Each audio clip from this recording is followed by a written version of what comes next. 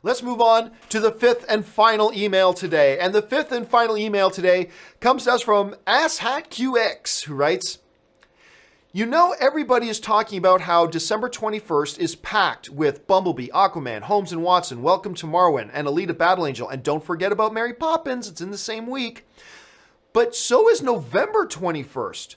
On that day, we have Creed 2, Wreck-It Ralph 2, The Greenbook, Robin Hood, and The Frontrunner. What are the dangers of so many movies coming out on the same day? Lots of studios will lose lots of money if this continues to be a trend. All right, thanks a lot for the question, man. And yes, November 21st is also a very, very, very packed day. Hugely packed day. The difference between November 21st, though, and the December 21st traffic jam is that on the November 21st traffic jam, you have several high-profile, potentially blockbuster films.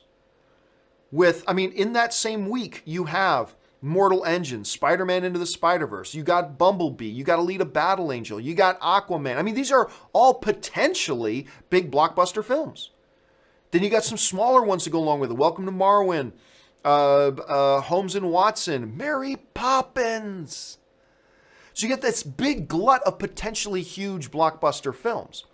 I would argue, let's go back to your list here. I would argue that, okay, Creed 2 has potential to be a blockbuster, so does Wreck-It Ralph 2. Greenbook's not going to be a blockbuster. Robin Hood is not going to be a blockbuster. And The Frontrunner is not going to be a blockbuster. So instantly right there, it's a little bit different from the December 21st date.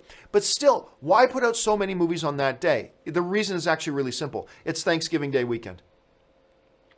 That Wednesday, the 21st, is the day before Thanksgiving. People get off work early, and they almost all have the next day off work.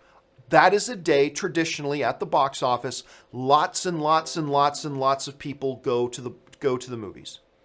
Lots and lots and lots and lots of people go to the movies on that day every year. So it's kind of like this. The fishing holes that have more fish, you'll see more fishermen at, right? Because there are more fish to catch. That's what you're getting with December 21st. Unless that's the mentality behind the December 21st thing is, hey, it's the Christmas season. It's proven tons of people go to see the movies over the Christmas season. That's when we should release our film. But then it gets a little bit too overcrowded. But the November 21st thing is kind of the same philosophy. It's a day that a lot of people go to the movies. It's a holiday weekend. A lot of people going out to the movies. Not quite as much as Christmas. And that's why you're seeing that. And unlike the December 21st date that's got like 5 or 6 potential big blockbusters, you really only got 2 and then a couple of smaller films. So the question is, yes, there's a bunch of fishermen there. Creed 2, Wreck-It Ralph 2, Frontrunner, Robin Hood. You got a lot of fishermen there. But there's a lot of fish in that pond. There's a lot of us going to the movies on that date. That's why you're seeing that glut right there. Now, is it overcrowded? I think it's not. Because, like I said, if there were 2 or 3 more potential huge blockbusters, maybe then it would. But I think there's going to be enough people going to the movies to sustain that group of films. I'm not so sure the same can be said about the December 21st date. So there you go. All right, guys.